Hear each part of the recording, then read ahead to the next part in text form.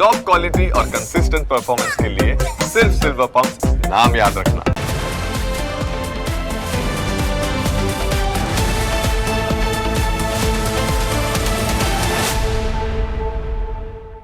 શિક્ષણના ધામમાં પણ આ જ પ્રકારના કાંડ ચાલી રહ્યા છે।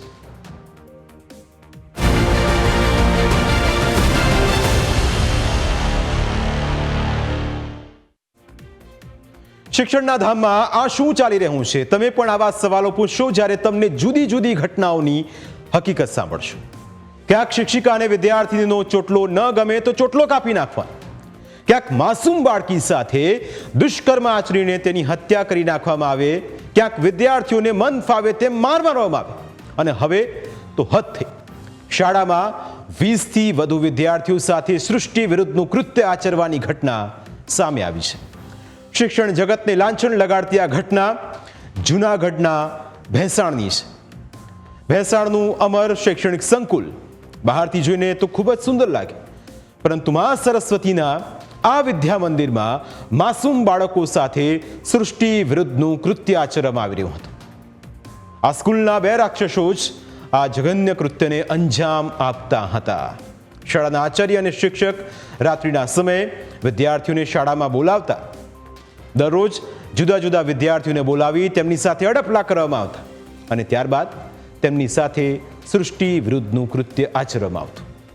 ઘટનાને લઈ વાલીઓએ હોબાળો મચાવતા પોલીસે બંનેની અટકાયત કરી છે, પરંતુ બંને પર જે આરોપ લાગ્યા છે તે ખૂબ જ ગંભીર છે। બંને આરોપીઓમાં આચાર્યનું નામ હિરેનભાઈ છે અને સંસ્કૃતના શિક્ષકનું નામ કેવલભાઈ છે। તે બંને પર 20થી વધુ વિદ્યાર્થીઓ સાથે સૃષ્ટિ વિરુદ્ધનું કૃત્ય આચરવાનો આરોપ છે। વિદ્યાર્થીઓનું કહેવું છે કે છેલ્લા ઘણા દિવસોથી આચાર્ય અને શિક્ષક મોડી રાત્રે તેમને રૂમમાં બોલાવતા, તેમના કપડાં ઉતારતા અને તેમની સાથે અભદ્ર વર્તન કરતા અથવા તો તેની ફરજ પાડતા। એક વિદ્યાર્થી સાથે જ્યારે અમારી વાતચીત થઈ તો તેણે દાવો કર્યો કે સંસ્થાના 20થી 25 વિદ્યાર્થીઓ આવી હરકતનો સામનો કરી ચૂક્યા છે। ઘટનાને લઈ વાલીઓ ભેંસાણ પોલીસ મથકે ફરિયાદ નોંધાવવા પહોંચ્યા, પરંતુ ત્યાં સંસ્થાના કેટલાક વહીવટદારોએ વાલીઓને સમજાવવાનો પ્રયાસ કર્યો। વહીવટદારોએ કહ્યું કે બંને શિક્ષકોને શાળામાં લઈ જઈને મારો, પણ ફરિયાદ ન કરો, પરંતુ વાલીઓએ કાયદો હાથમાં લેવાનો ઇનકાર કર્યો। જોકે પોલીસે આ બાબતે વાલીઓને કેવી રીતે સમજાવ્યા તે પણ સાંભળો। બાળકો છે તેના વાલીઓનો સંપર્ક કરી આ બાબતે તેમને જાગૃત કરી અને તાત્કાલિક ફરિયાદ દાખલ કરવી, અને વાલીઓ આ બાબતે જરૂર પડે તો સરકારશ્રીની ગાઈડલાઇન મુજબ બાળ સુરક્ષા અધિકારીને સાથે રાખી અને જે કંઈ પણ બનાવ બનવા પામેલો છે, જો પોક્સોની જોગવાઈઓ લાગુ પડતી હોય તો તે મુજબના કાયદેસરના ગુના દાખલ કરી આગળની જે કાર્યવાહી હાથ ધરવા સમજ કરેલી છે। બીજી તરફ ઘટના અંગે જાગૃત નાગરિકે જિલ્લા બાળ સુરક્ષા વિભાગને જાણ કરતા જ વિભાગના લીગલ ઓફિસર કિરણ રામાણીએ તાત્કાલિક સંસ્થાની મુલાકાત લીધી। તેઓ આ ઘટનાને કેવી રીતે જોઈ રહ્યા છે, તેને લઈને શું કહી રહ્યા છે તે પણ સાંભળો। એમાં હું આચાર્યને પણ મળી અને લલિતભાઈના વહીવટકર્તા છે એમને પણ મળી, તો એમણે એવું કીધું કે મને આજે સવારે 10 વાગે જ ખબર પડી કે બાળકોએ જ્યારે એમના વાલી મિટિંગમાં ફરિયાદ કરતા વાલીઓએ મને જાણ કરી ત્યારે જ ખબર પડી, બાકી કોઈને ખબર જ નહોતી કે આવી રીતે બાળકો સાથે કૃત્ય કરે છે કોઈ, અને આ કેવી રીતે થયું એ કશું ખબર નથી। એ બાળક છે એ એવું કહે છે કે અમારા બધા સાથે વારાફરતી આવું કૃત્ય હિરેનભાઈ કરે છે। ડર હોય, દબાણ હોય કે પછી બીજું કંઈ, વાલીઓએ બંને નરાધમો વિરુદ્ધ ફરિયાદ કરવાનું મુલતવી રાખ્યું છે, પરંતુ બંને આરોપીઓ પોલીસ કસ્ટડીમાં છે। જિલ્લા બાળ સુરક્ષા વિભાગ, બાળ કલ્યાણ સમિતિ, જિલ્લા શિક્ષણ વિભાગ અને પોલીસ ઘટનાની તપાસ કરી રહી છે। તેવામાં હવે જિલ્લા શિક્ષણ અધિકારીએ આ મામલે એફઆઈઆર નોંધવા માટે આદેશ આપ્યો છે, અને એની અંદર શું ખુલાસા થાય છે તે પણ જોઈશું। શાળાના આચાર્ય કેવલ લાખનોત્રા અને ગૃહપતિ હિરેન જોશી એમના દ્વારા બાળકો સાથે ન કરવાનું જે કૃત્ય હોય એ થયેલું હોય એવું પ્રાથમિક અમને બાળકો પાસેથી જાણવા મળ્યું છે। સંસ્થાને પણ અમે વાત કરી છે। બીજી તરફ શાળાના ટ્રસ્ટીએ પણ બંને શિક્ષકો વિરુદ્ધ કાયદાકીય કાર્યવાહી કરવા માટે સહયોગ આપવાની વાત કરી છે। બંનેને સંસ્થામાંથી છૂટા પણ કરી દેવાયા છે, પણ શું તેનાથી સ્થિતિ સુધરશે તે પણ એક મોટો સવાલ છે. એની સામે જે કાયદાકીય રીતના એફઆઈઆર કરવાનું થશે તો એફઆઈઆર પણ એની સામે થશે અને સખ્તમાં સખ્ત સાહેબને પણ અને તંત્રને કહેવામાં આવશે કે એને જે પણ કાંઈ કાયદાની જોગવાઈ પ્રમાણે સજા થાય એ સજા થવી જોઈએ અને એના માટે અમે બાળકો સાથે સતત સાથે છીએ.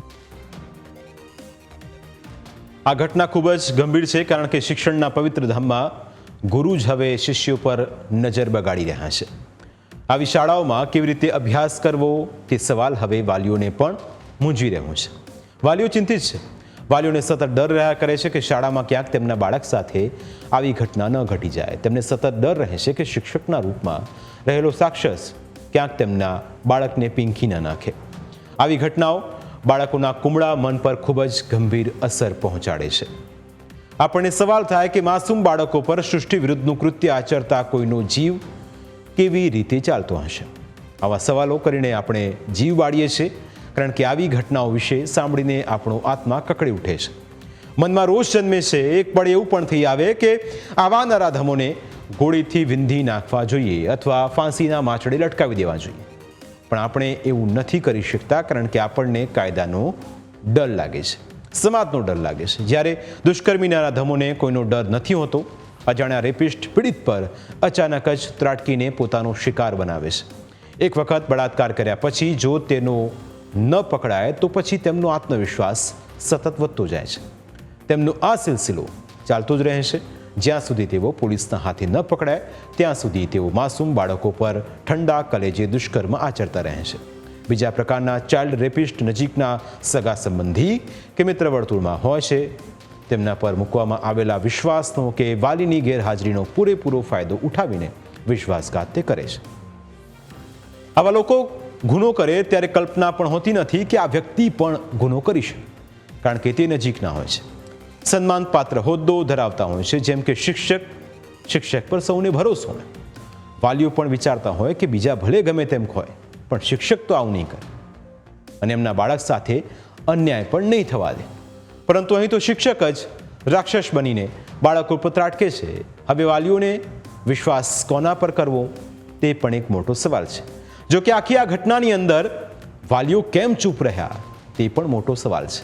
જો વાલીઓને એટલી ચિંતા હતી તો પછી આ મામલે ગંભીરતા કેમ ન દાખવી? શું કોઈની ઓળખ અથવા તો કોઈના દબાણના કારણે વાલીઓએ પીછેહટ કરી, કે પછી શિક્ષકો જે કરતા હતા તેમાં વાલીઓને કોઈ વાંધો ન હતો? સવાલ અનેક છે, કારણ કે શંકા કુશંકા બંને તરફ ઇશારો કરી રહી છે. પ્રાઇમ 9માં સમય થયો છે બ્રેકનું. બ્રેક બાદ અન્ય મુદ્દા વિશે કરીશું વાત.